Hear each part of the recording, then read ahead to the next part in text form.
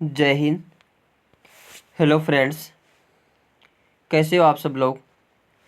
तो फ्रेंड्स, आज बताकर मुझे खुशी हो रही है कि मैं 1000 परिवारों का, यानी मेरा जो परिवारों का सदस्य है वो 1000 हो गया, या मेरे 1000 परिवार हो गए।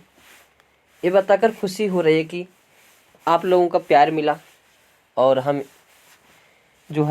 परिवार के साथ बढ़ते जा रहे हैं, और ये आपका प्यार ही है और कुछ नहीं है। तो ऐसे प्यार बनाए रखिए, और हम आप सभी को यूट्यूब पे बढ़िया बढ़िया कंटेंट ला करके पढ़ाई करवाते रहेंगे और एग्जामिनेशन को पार करवाते रहेंगे।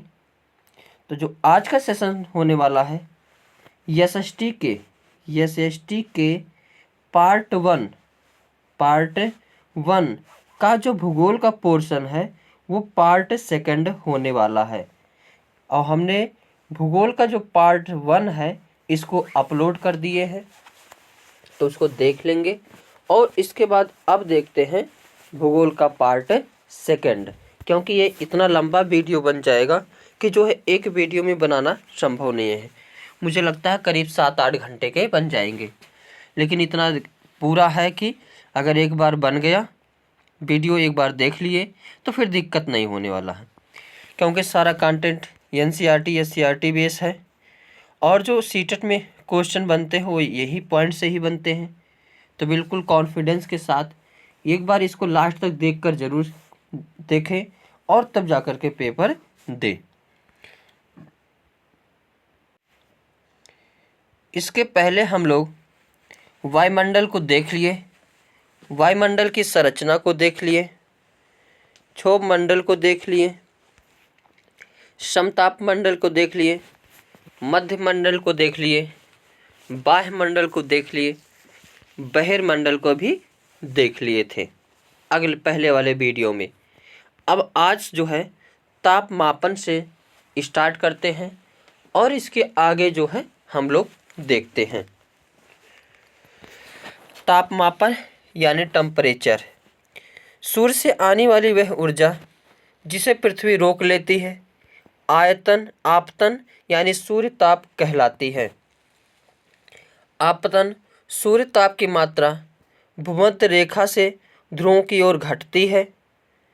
पृथ्वी सूर्य की ऊर्जा के इतने भाग, गिनती गिन लीजिएगा, इकाई दहाई सैकड़ा हजार 10,000 लाख 10 लाख करोड़ 10 करोड़, यानी 20 करोड़ भाग का केवल एक भाग यानी 2 अरबवां ही प्राप्त करती है।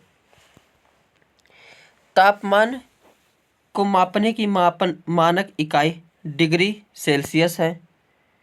इसका आविष्कार एंडर्स सेल्सियस ने किया था। सेल्सियस पैमाने पर 0 डिग्री सेल्सियस पर बर्फ पानी जमता है एवं 100 डिग्री सेल्सियस पर उबलता है। आगे वायु दाब, एयर प्रेशर।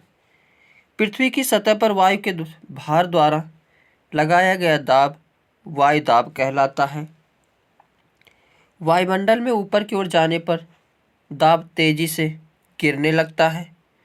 समुद्र तल पर वायु दाब सर्वाधिक होता है, और ऊंचाई पर जाने पर यह घटता जाता है।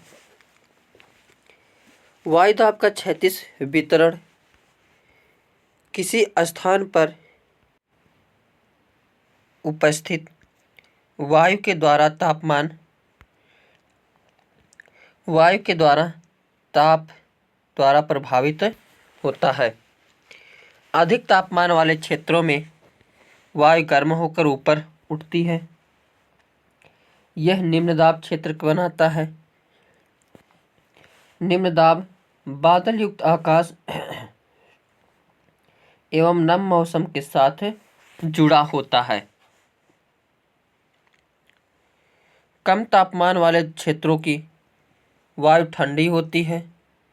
इसके फलस्वरूप यह भारी होती है। भारी वायु निमज्जित होकर उच्च दाब क्षेत्र बनाती है। उच्च दाब के कारण अस्पष्ट एवं स्वच्छ आकाश होता है। वायु सदैव उच्च दाब क्षेत्र से निम्न दाब क्षेत्र की ओर गमन करती है। चांद पर वायु नहीं है, इसलिए वहाँ वायु दाब नहीं है।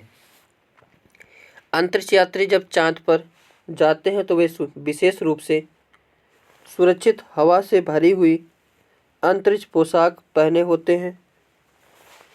यदि वे इस अंतरिक्ष पोशाक को न पहने तो अंतरिक्ष यात्रियों के द्वारा शरीर द्वारा विपरीत बल लगने के कारण उनकी रक्त शिराएं फट सकती हैं, जिससे अंतरिक्ष यात्री रक्त स्रावित हो सकते हैं। आगे देखते हैं पवन यानी हवा। उच्चतर दाब क्षेत्र से निम्न दाब क्षेत्र की ओर वायु की गति को पवन कहते हैं। पवन का नाम उसके आने की दिशा के आधार पर निर्धारित होता है। जैसे पश्चिम से आने वाली पवन को पश्चिमी पछुआ पवन कहते हैं। पवन को मुख्यतः 3 प्रकारों में विभाजित किया जा सकता है। पहला अस्थानीय पवन, दूसरा मौसमी पवन, तीसरा अस्थानीय पवनें। व्यापारिक पश्चिमी एवं पूर्वी पवनें अस्थायी पवनें हैं। ये वर्ष भर लगातार निश्चित दिशा में चलती रहती हैं। जो मौसमी पवनें होती हैं, ये पवनें विभिन्न अपनी दिशा बदलती रहती हैं। जैसे कि भारत में मानसूनी पवन। आगे अस्थानीय पवनें। ये पवनें किसी छोटे क्षेत्र में वर्ष या दिन के किसी विशेष समय में चलती हैं। जैसे स्थल एवं समुद्र समीर। आगे देखते हैं आर्द्रता। जब जल पृथ्वी एवं विभिन्न जलाशयों से वाष्पित होता है तो यह जलवाष्प बन जाता है। वायु में किसी भी समय जलवाष्प की मात्रा को आर्द्रता कहते हैं। जब वायु में जलवाष्प की मात्रा अत्यधिक होती है तो उसे हम आर्द्र दिन कहते हैं। जैसे जैसे वायु गर्म होती जाती है, इसकी जलवाष्प धारण करने की क्षमता बढ़ती जाती है और इस प्रकार यह और अधिक आर्द्र हो जाती है। आर्द्र दिन में कपड़े सूखने में काफ़ी समय लगता है एवं हमारे शरीर से पसीना आसानी से नहीं सूखता और हम असहज महसूस करते हैं। जब जलवाष्प ऊपर उठता है तो यह ठंडा होना शुरू हो जाता है।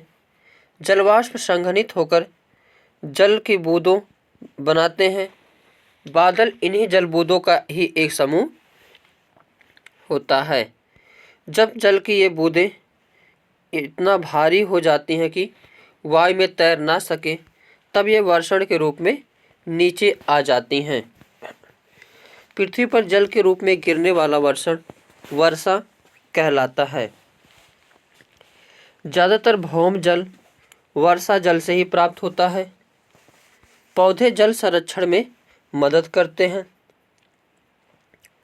आगे देखते हैं वर्षा के प्रकार। चक्रवाती वर्षा, संवहनीय वर्षा, पर्वतीय वर्षा। वर्षा 3 प्रकार की होती है। एक होती है संवहनीय वर्षा, दूसरा पर्वतीय वर्षा और तीसरा चक्रवाती वर्षा। संवहनीय वर्षा अधिक तापमान के क्षेत्रों में सतह के अत्यंत गर्म हो जाने के कारण होती हैं। अधिक तापमान एवं सूर्यताप के अत्यधिक प्राप्त के लिए कारण सतह की हवाएं अत्यधिक गर्म होकर ऊपर उठने लगती हैं और क्रमशः ठंडी होती जाती हैं, जिससे संघनन की क्रिया होती है तथा कपासी बादलों का निर्माण होता है, जिससे तीव्र एवं मूसलाधार वर्षा होती है। इस प्रकार की वर्षा गर्मियों में या दिन के गर्म समय में प्रायः होती हैं। ये विषुवतीय क्षेत्र तथा खासकर उत्तरी गोलार्ध के महाद्वीपों के भीतरी भागों में प्रायः होती है। दूसरी वर्षा, पर्वतीय वर्षा। जब जलवाष्प से लदी हुई गर्म वायु को किसी पर्वत या पठार की ढलान के साथ ऊपर चढ़ना होता है तो यह वायु ठंडी होने लगती है। ठंडी होने से यह संतृप्त हो जाती है और संघनन की प्रक्रिया शुरू होती है। संघनन के पश्चात होने वाली इस प्रकार की वर्षा को पर्वतीय वर्षा कहते हैं। यह वर्षा उन क्षेत्रों में अधिक होती है जहाँ पर्वत श्रेणी समुद्र तट के निकट तथा उसके समांतर हो। संसार की अधिकांश वर्षा इसी रूप में होती है। अगली, चक्रवाती वर्षा। चक्रवातों के कारण होने वाली वर्षा को चक्रवाती वर्षा कहते हैं।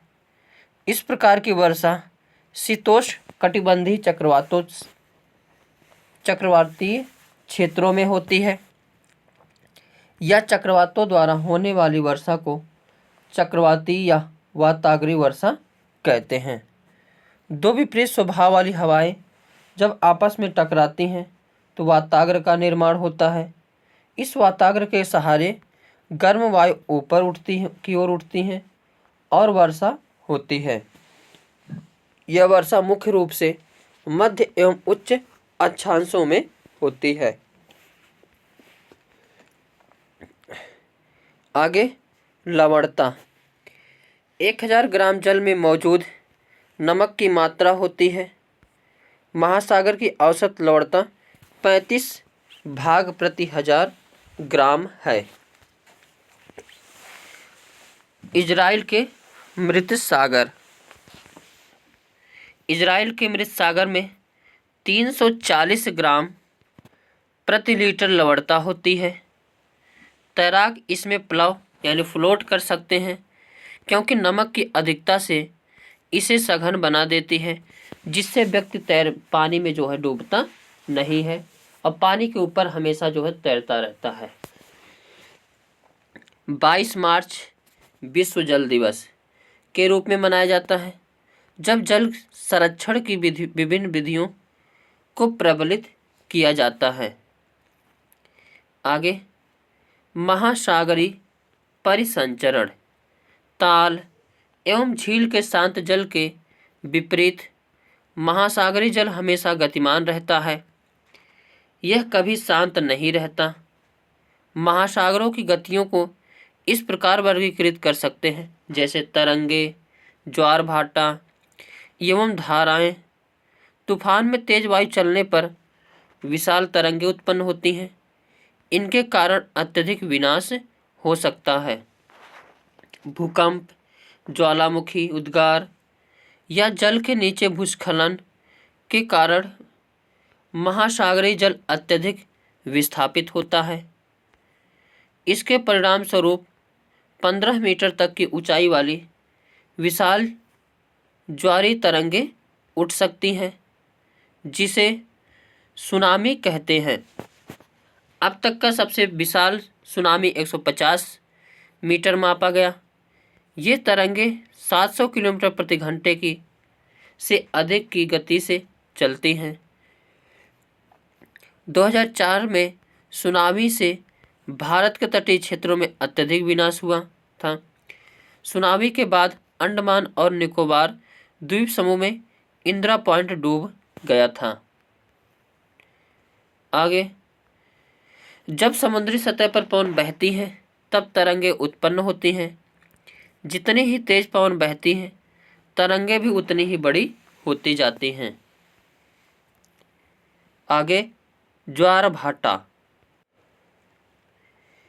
दिन में 2 बार नियम से महासागरीय का जल उठना एवं गिरना ज्वार भाटा कहलाता है।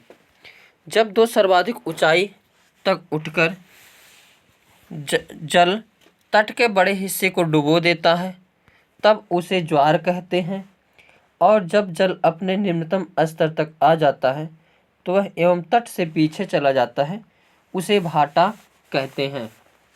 जैसे इसमें एक बच्चे को जो है कक्षा 6 या 7 में दिया गया कि ज्वार भाटा की परिभाषा लिखो, तो बच्चा क्या लिखा था कि ज्वार की रोटी बनती है और भाटा की चोखा, और दोनों को मिलाकर खाने में बहुत ही आनंद आता है।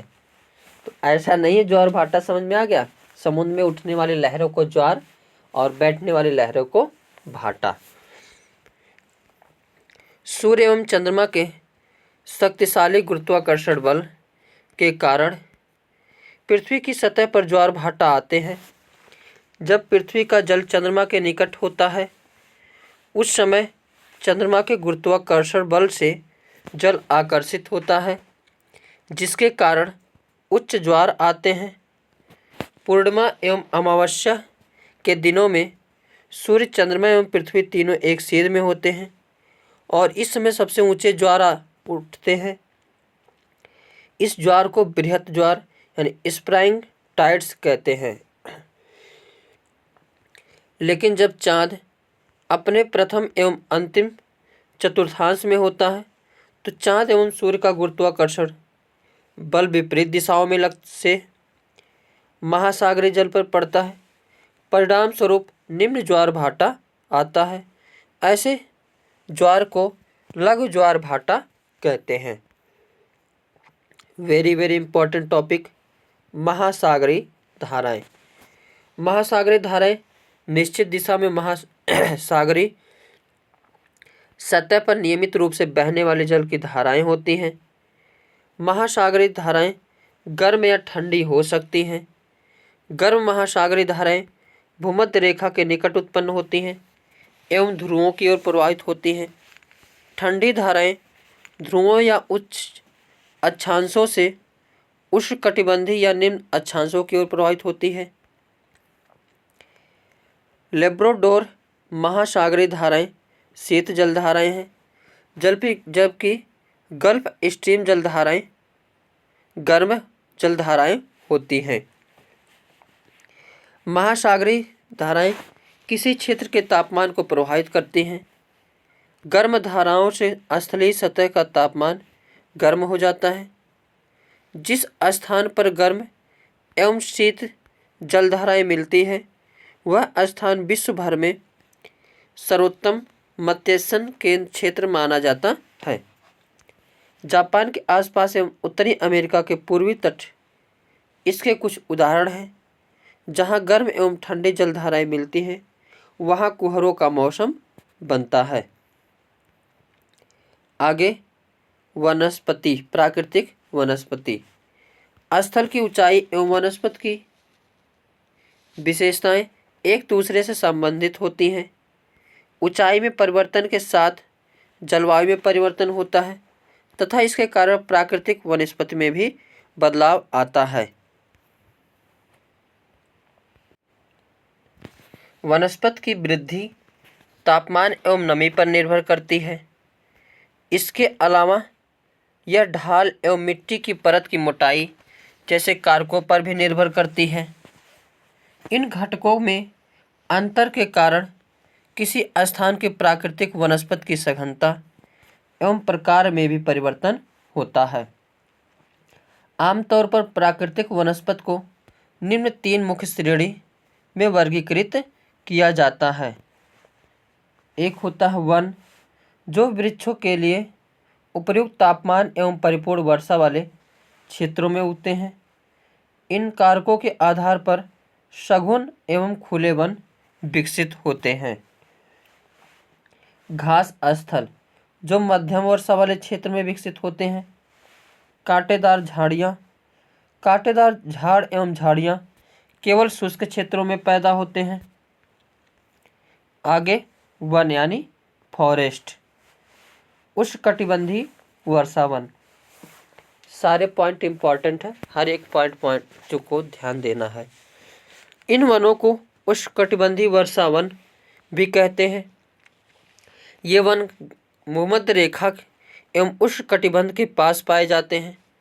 ये क्षेत्र गर्म होते हैं एवं पूरे वर्ष यहाँ अत्यधिक वर्षा होती है। चूँकि यहाँ का मौसम कभी शुष्क नहीं होता, इसलिए यहाँ पेड़ों के पत्तियाँ पूरी तरह नहीं झड़ती, इसलिए इन्हें सदाबहार कहते हैं। काफ़ी घने वृक्षों की मोटी वितान के कारण दिन के समय भी सूर्य का प्रकाश वन के अंदर नहीं पहुंच पाता। आमतौर पर यहाँ दृढ़ एवं काष्ठवृक्ष जैसे रोजवुड, आबनूस, महोगनी आदि वृक्ष पाए जाते हैं। आगे, ब्राज़ील के उष्णकटिबंधीय सदाबहार वन इतने विशाल है कि ये पृथ्वी के फेफड़े की तरह प्रतीत होते हैं, इसलिए इसे पृथ्वी का फेफड़ा कहा जाता है। आगे, उष्णकटिबंधीय पर्णपाती वन। उष्णकटिबंधीय पर्णपाती वन मानसूनी वन होते हैं जो भारत, उत्तरी ऑस्ट्रेलिया एवं मध्य अमेरिका के बड़े हिस्सों में पाए जाते हैं। इन क्षेत्रों में मौसमी परिवर्तन होते रहते हैं। जल संरक्षित रखने के लिए शुष्क मौसम में यहाँ के वृक्ष पत्तियाँ झाड़ देते हैं। इन वनों में पाए जाने वाले दृढ़ काष्ठ वृक्षों में साल, सागवान, नीम तथा शीशम हैं। दृढ़ काष्ठ वृक्ष फर्नीचर, यातायात एवं निर्माण सामग्री बनाने के लिए बहुत उपयोगी होते हैं। इन प्रदेशों में आमतौर पर पाए जाने वाले जानवर बाघ, शेर, हाथी, गोल्डन लंगूर एवं बंदर आदि हैं। एनाकोंडा क्या है? तो एनाकोंडा विश्व का सबसे बड़ा सांप उष्णकटिबंधीय वर्षा वन में पाया जाता है। यहाँ मगरमच्छ जैसे बड़े जानवर को भी मार खा सकता है। शीतोष्ण सदाबहार वन, इसको देखते हैं। शीतोष्ण सदाबहार वन मध्य अक्षांश के तटीय प्रदेशों में स्थित है। ये सामान्यतः महाद्वीपों के पूर्वी किनारों पर पाए जाते हैं, जैसे दक्षिण पूर्व अमेरिका, दक्षिण चीन एवं दक्षिण पूर्वी ब्राज़ील। यहाँ बांज, चीड़, यूकेलिप्टस जैसे दृढ़ एवं मुलायम दोनों प्रकार के पेड़ पाए जाते हैं। आगे देखते हैं शीतोष्ण पर्णपाती वन। उच्च अक्षांश की ओर बढ़ने पर अधिक शीतोष्ण पर्णपाती वन मिलते हैं। ये उत्तर पूर्वी अमेरिका, चीन, न्यूजीलैंड, चिली एवं पश्चिमी यूरोप के तटीय प्रदेशों में पाए जाते हैं। ये अपनी पत्तियां शुष्क मौसम में झाड़ देते हैं।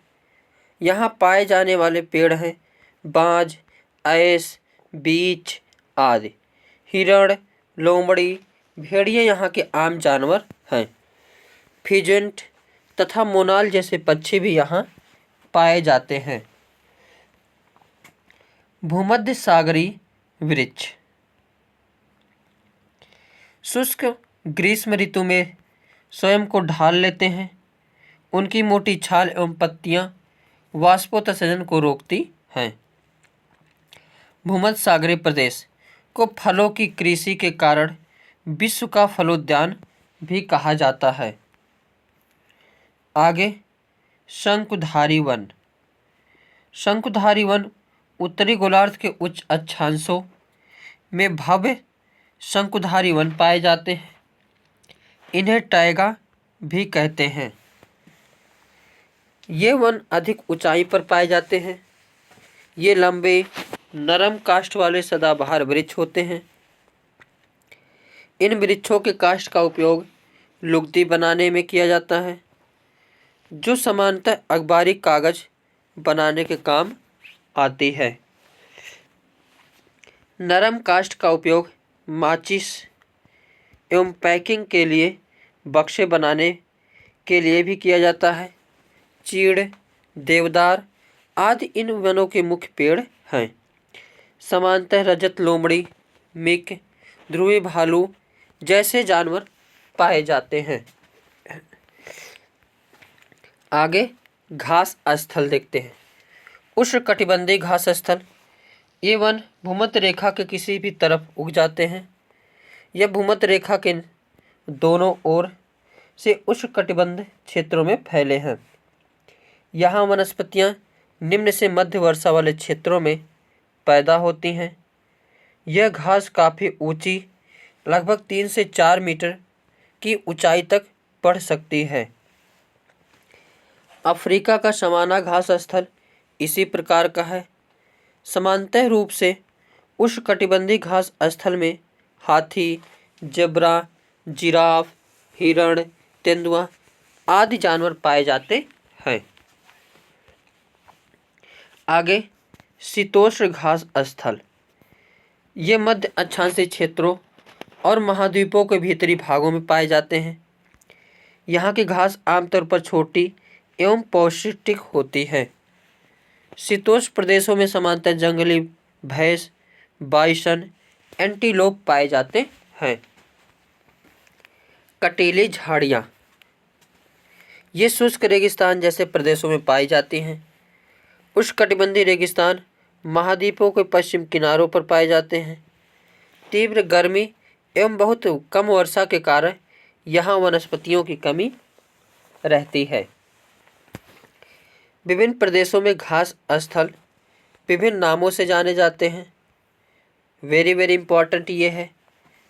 पूर्वी अफ्रीका में सवाना कहते हैं, ब्राज़ील में कंपास, वेनेजुएला में लानोस, अर्जेंटीना में पंपास, उत्तरी अमेरिका में प्रेयरी के नाम से जानी जाती है, दक्षिण अफ्रीका में वेल्ड, मध्य एशिया में स्टेपी, ऑस्ट्रेलिया में डॉन। आगे ध्रुवीय प्रदेश। यह क्षेत्र अत्यधिक ठंडा होता है। यहाँ बहुत ही सीमित प्राकृतिक वनस्पति मिलती हैं। यहाँ केवल काई, लाइकेन, छोटी झाड़ियाँ पाई जाती हैं। प्रश्न पूछा जाता है कि ध्रुवीय प्रदेशों में क्या झाड़ी पाई जाती है, तो काई और लाइकेन। ये अल्पकालिक ग्रीष्म ऋतु के दौरान विकसित होती हैं। इसे टुंड्रा प्रकार की वनस्पति कहा जाता है।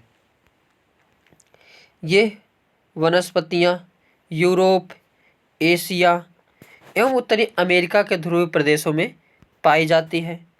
यहाँ के जानवरों के शरीर पर मोटा फर एवं मोटी चमड़ी होती है, जो इन्हें ठंडी जलवायु में सुरक्षित रखते हैं।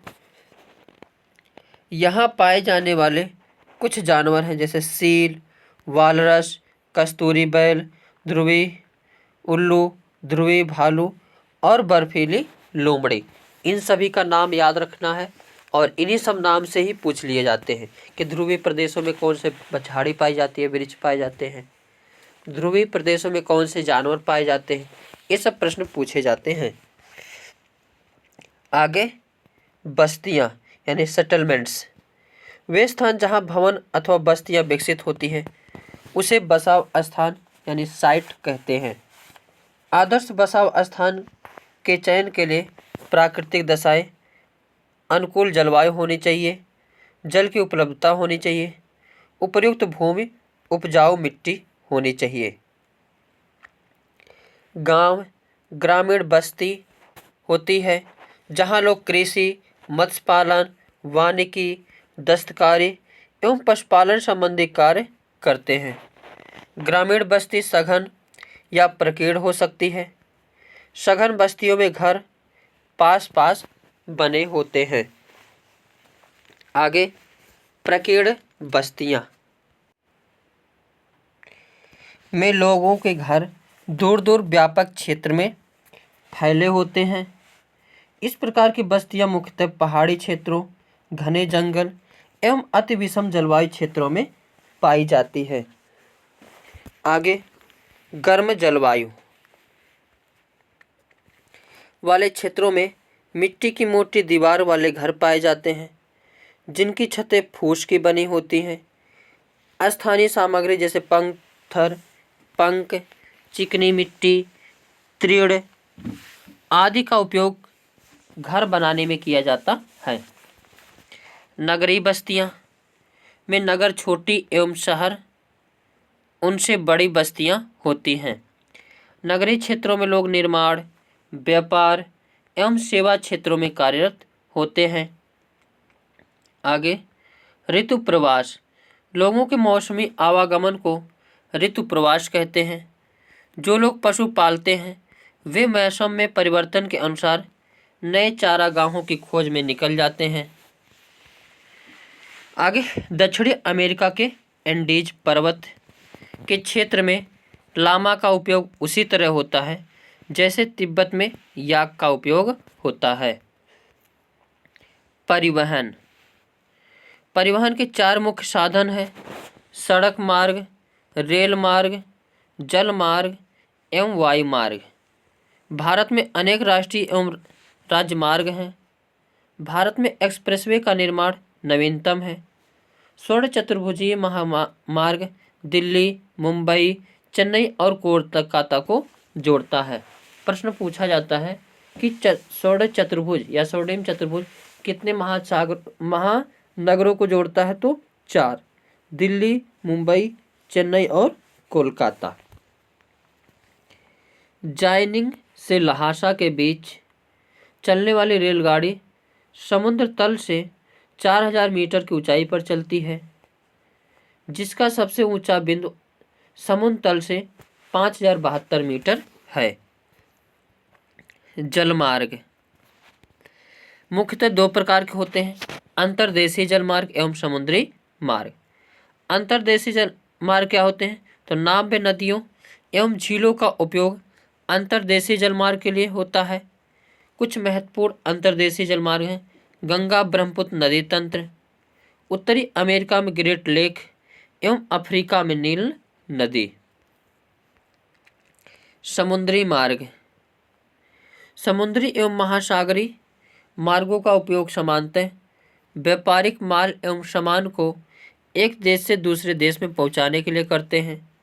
ये मार्ग पत्तनों से जुड़े होते हैं। विश्व के कुछ महत्वपूर्ण पत्तन जैसे एशिया में सिंगापुर एवं मुंबई, उत्तरी अमेरिका में न्यूयॉर्क एवं लॉस एंजल्स, दक्षिण अमेरिका में रियो डे जेनेरियो, अफ्रीका में डरबन एवं केप टाउन, ऑस्ट्रेलिया में सिडनी, यूरोप में लंदन। आगे, सैटेलाइट। इससे संचार में तीव्रता आई है। तेल की खोज, वनों का सर्वेक्षण, भूमिगत जल, खनिज संपदा, मौसम पूर्वानुमान एवं आपदा पूर्व चेतावनी आदि में सैटेलाइट सहायक होते हैं। अमेजन बेसिन उष्णकटिबंधीय प्रदेश कर्क रेखा और मकर रेखा के मध्य स्थित है। भूमध्य रेखा के 10 अंश उत्तर से 10 अंश या 10 डिग्री अंश कहेंगे दक्षिण के मध्य भाग को भूमध्य रेखीय प्रदेश कहते हैं। अमेजन नदी इसी प्रदेश से होकर बहती है। जिस स्थान पर कोई नदी किसी अन्य जल राशि में मिलती है उसे नदी का मुहाना कहते हैं। अमेजन नदी में बहुत सारी सहायक नदियाँ मिलकर अमेजन बेसिन का निर्माण करती हैं। यह नदी बेसिन ब्राज़ील के भागों, पेरू के कुछ भागों, बोलिविया, इक्वाडोर, कोलंबिया तथा वेनेजुएला के छोटे भाग से अपवाहित होती है। जब स्पेन के अन्वेषकों ने इस नदी की खोज की तब सिर पर सुरक्षा कवच यानी हेडगियर एवं घास के स्कर्ट पहने कुछ स्थानीय आदिवासियों ने उन पर आक्रमण किया। इन आक्रमणकारियों ने उन्हें प्राचीन रोमन साम्राज्य के अमेजोन्स नामक महिला योद्धाओं के आक्रामक समूह की याद दिला दी। इस प्रकार यहाँ का नाम अमेजन पड़ा। सहायक नदियाँ छोटी नदियाँ होती हैं जो मुख्य नदी में मिलती हैं। मुख्य नदी अपने सहायक नदियों के साथ जिस क्षेत्र में पानी को बहाकर ले जाती हैं वह उसका बेसिन अथवा जल संग्रहण क्षेत्र कहा जाता है। अमेजन बेसिन विश्व का सबसे बड़ा नदी बेसिन है। ये वेरी इंपॉर्टेंट लाइन है। आगे, वर्षा वन। इन प्रदेशों में अत्यधिक वर्षा के कारण यहाँ की भूमि पर सघन वन उग जाते हैं। वन इतने सघन होते हैं कि पत्तियों तथा शाखाओं से छत सी बन जाती हैं, जिसके कारण सूर्य का प्रकाश धरातल पर नहीं पहुंच पाता है। यहाँ की भूमि प्रकाश रहित एवं नम बनी रहती है। यहाँ केवल वही वनस्पति पनप सकती हैं जिसमें छाया में बढ़ने की क्षमता हो। परजीवी पौधों के रूप में यहाँ आर्किड एवं बेमिलायड पैदा होते हैं। वर्षावन में प्राणीजात की प्रचुरता होती है। टूकन, गुंजन पक्षी, रंगीन पक्षी एवं भोजन के बड़ी चोंच वाले विभिन्न प्रकार के पक्षी जो भारत में पाए जाने वाले समान पक्षियों से भिन्न होते हैं, यहाँ पाए जाते हैं। प्राणियों में बंदर, स्लॉथ एवं चींटी खाने वाले टैपीर भी यहाँ पाए जाते हैं। सांप एवं सरीसृप की विभिन्न प्रजातियाँ भी इन वनों में पाई जाती हैं। मगर, सांप, अजगर तथा एनाकोंडा एवं बोआ कुछ ऐसी ही प्रजातियां हैं। इसके अतिरिक्त हजारों कीड़ों मकोड़े भी इस बेसिन में निवास करते हैं। मांस खाने वाली पिरान्या मत्स्य समेत मछलियों की विभिन्न प्रजातियां भी अमेजन में नदी में पाई जाती हैं।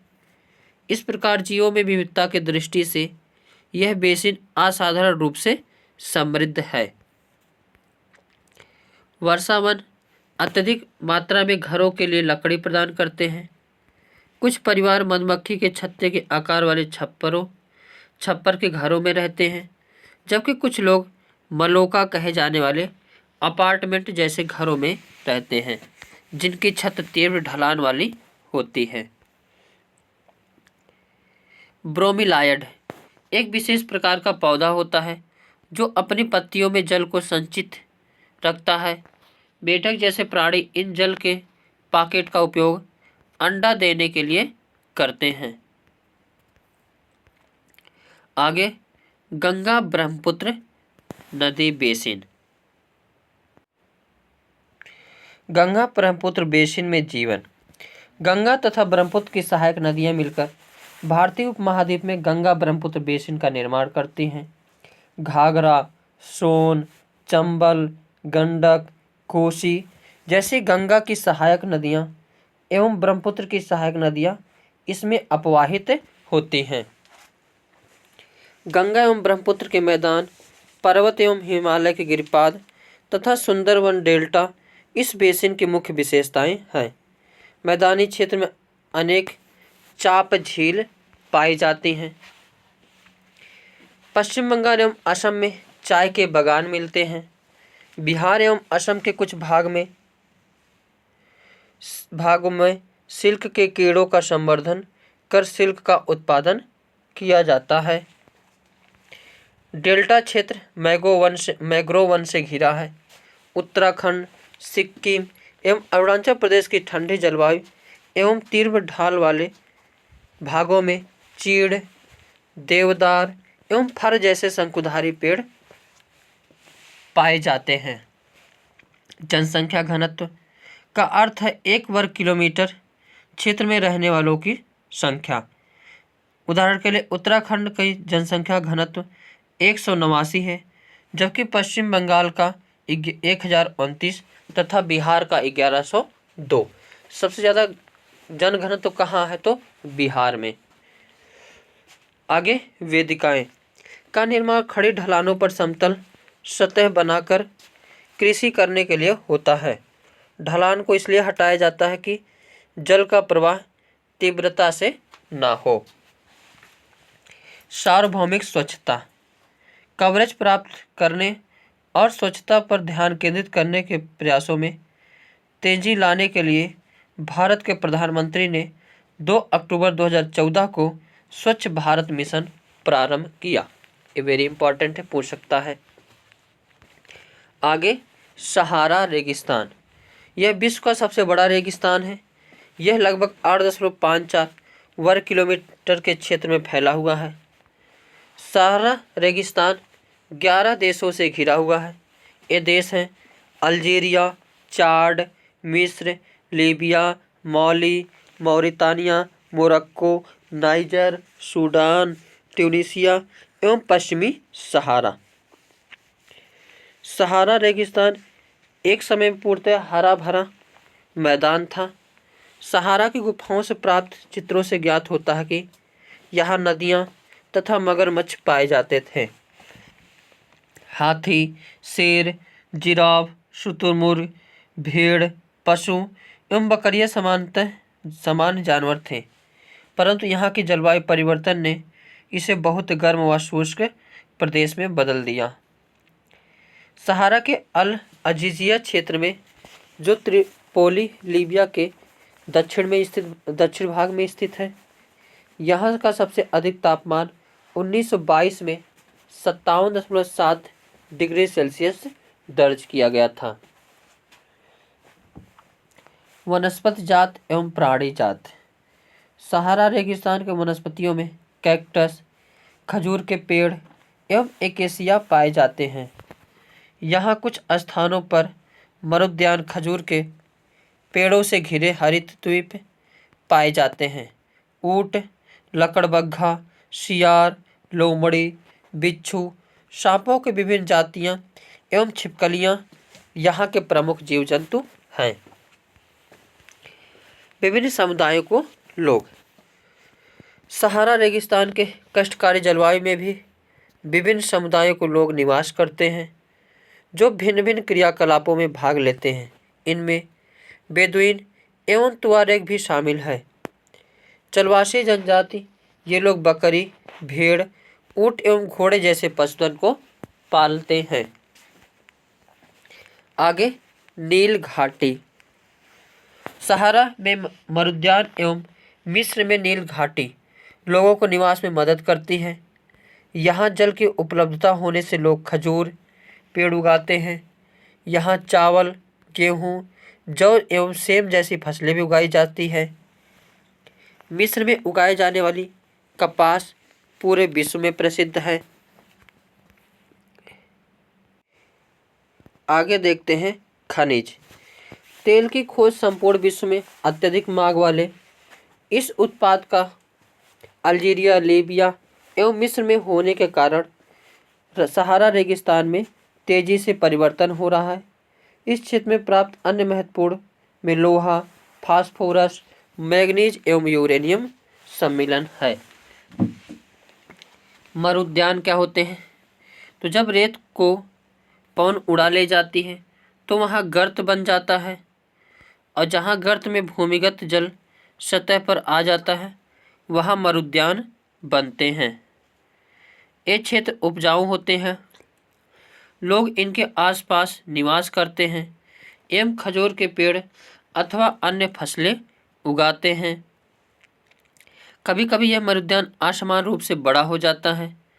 हो सकता है मोरक्को में टैफिलालेट मरुद्यान ऐसा ही एक विशाल मरुद्यान है जो 13,000 वर्ग किलोमीटर के क्षेत्र में फैला हुआ है।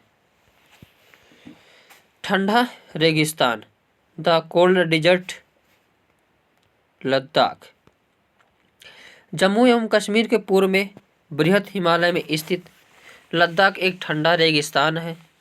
इसके ऊपर में काराकोरम पर्वत श्रेणियाँ एवं दक्षिण में जास्कर पर्वत स्थित हैं। लद्दाख से होकर अनेक नदियाँ बहती हैं, जिनमें सिंधु नदी प्रमुख है। ये नदियाँ गहरी घाटियों में महाखंड का निर्माण करती हैं। लद्दाख में अनेक हिमानियाँ जैसी ग्रेंगी हिमानी। लद्दाख की ऊंचाई कारगिल में लगभग 3,000 मीटर से लेकर काराकोरम में 8,000 मीटर से अधिक भी अधिक पाई जाती है। अधिक ऊंचाई के कारण यहाँ की जलवायु अत्यधिक शीतल एवं शुष्क होती है। इस ऊंचाई पर वायु परत पतली होती है, जिससे सूर्य की गर्मी एवं की अत्यधिक तीव्रता महसूस होती है। ग्रीष्म ऋतु में दिन का तापमान 0 डिग्री सेल्सियस से कुछ अधिक होता है एवं रात में 0 से -30 डिग्री सेल्सियस तक पहुंच जाता है। सेल्सियस से नीचे चला जाता है। शीत ऋतु में यह बर्फीला ठंडा हो जाता है। तापमान लगभग हर समय -40 डिग्री सेल्सियस से नीचे रहता है। चूँकि यह हिमालय के वृष्टि छाया क्षेत्र में स्थित है, अतः यहाँ वर्षा बहुत कम होती है। पृथ्वी के ठंडे स्थानों में से एक द्रास लद्दाख में स्थित है। लद्दाख को खापा चान भी कहते हैं, जिसका अर्थ होता है हिमभूमि। वनस्पति एवं प्राणी जात। यहाँ उच्च शुष्कता के कारण वनस्पति विरल होती हैं। यहाँ जानवरों के चरने के लिए कहीं कहीं पर ही घास एवं छोटी झाड़ियाँ मिलती हैं। ग्रीष्म ऋतु में सेब, खुबानी एवं अखरोट के पेड़ फल देते हैं। लद्दाख में पक्षियों की विभिन्न प्रजातियाँ नजर आती हैं। इनमें रॉबिन, रेड स्टार्ट, तिब्बती स्नोकॉक, रेवेन एवं होप यहाँ पाए जाने वाले सामान्य पक्षी हैं। इनमें से कुछ प्रवासी पक्षी हैं। लद्दाख के पशुओं में जंगली बकरी, जंगली भेड़, याक एवं विशेष प्रकार के कुत्ते आदि पाए जाते हैं। चीरू या तिब्बती एंटीलोप एक विलुप्त प्रायः जीव है। इसका शिकार शाहतूश नामक इसके उनके लिए होता है, जो वजन में हल्का एवं अत्यधिक गर्म होता है। क्रिकेट का सबसे अच्छा बल्ला सरपत यानी विलो पेड़ की लकड़ी से बनाया जाता है। मनाली लेह रेजमार्ग 4 दर्रों से गुजरता है। रोहतांगला, बारालाचला, लुनचांगलाचा एवं टंगलंगला। यह राजमार्ग केवल जुलाई से सितंबर के बीच खुलता है, जब बर्फ को मार्ग से हटा दिया जाता है। आगे संसाधन। एक वस्तु अथवा पदार्थ की उपयोगिता अथवा प्रयोज्यता उसे एक संसाधन बनाती है। वस्तुएं उस समय संसाधन बनती हैं जब उनका कोई मूल्य होता है। इसका प्रयोग अथवा उपयोगिता इसे मूल्य प्रदान करते हैं। सभी संसाधन मूल्यवान होते हैं। संसाधन के प्रकार। सामान्यतः संसाधनों में प्राकृतिक, मानव निर्मित और मानव में वर्गीकृत किया गया है। प्राकृतिक संसाधन जो संसाधन प्रकृति से प्राप्त होते हैं और अधिक संशोधन के बिना उपयोग में लाए जाते हैं, प्राकृतिक संसाधन कहलाते हैं। जैसे वायु, जिसमें हम सांस लेते हैं, हमारे नदियों और झीलों का जल, मृदा एवं खनिज सभी प्राकृतिक संसाधन हैं। प्राकृतिक संसाधनों को विस्तृत रूप से नवीकरणीय और अनवीकरणीय संसाधनों में विभाजित किया जा सकता है। नवीनीकरणीय संसाधन वे संसाधन हैं जो शीघ्रता से नवीकृत अथवा पुनः पारित हो जाते हैं। इनमें से कुछ असीमित हैं और उन पर मानवीय क्रियाओं का प्रभाव नहीं होता, जैसे सौर और पवन ऊर्जा। लेकिन फिर भी कुछ नवीनीकरणीय संसाधनों जैसे जल, मृदा एवं वन का लापरवाही से किया गया उपयोग उनके भंडार को प्रभावित कर सकता है। आगे अनवीनीकरणीय संसाधन वे संसाधन हैं जिनका भंडार सीमित है। भंडार के एक बार समाप्त होने के बाद उनके नवीकृत अथवा पूरित होने में हजारों वर्ष लग जाते हैं। इस प्रकार के संसाधन अनवीनीकरणीय कहलाते हैं, जैसे कोयला, पेट्रोलियम तथा प्राकृतिक गैस इसके कुछ उदाहरण हैं।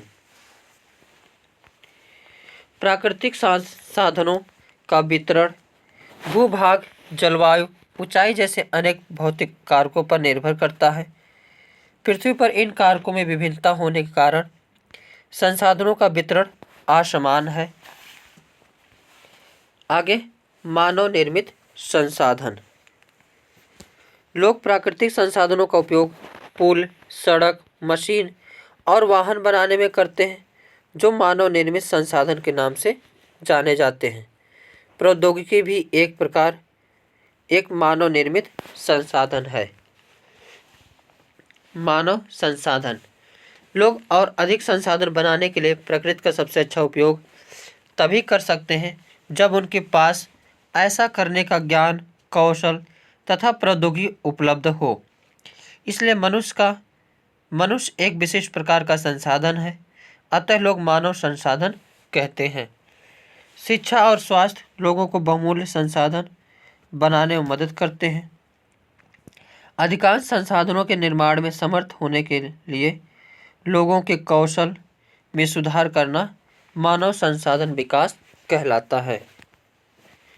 संसाधन संरक्षण, संसाधनों का सतर्कतापूर्वक उपयोग करना और इन्हें नवीनीकरण के लिए समय देना संसाधन संरक्षण कहलाता है। संसाधनों का उपयोग करने की आवश्यकता और भविष्य के लिए उनको संरक्षण में संतुलन बनाए रखना सतत पोषणीय विकास कहलाता है।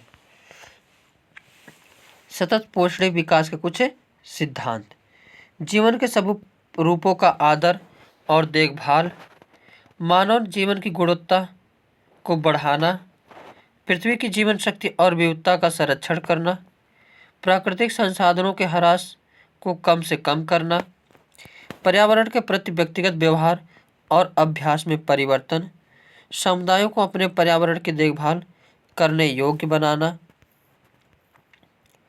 भूमि, विश्व के 90% जनसंख्या भूमि क्षेत्र के 30% भाग पर ही रहती है। शेष 70% भूमि पर या तो विरल जनसंख्या है या वह निर्जन है।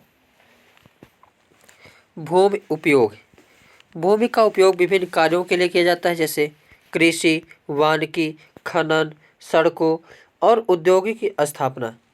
साधारणतः इसे भूमि कहते हैं। तो आज के सेशन में बस इतना ही। इसके आगे नेक्स्ट वीडियो में देखेंगे।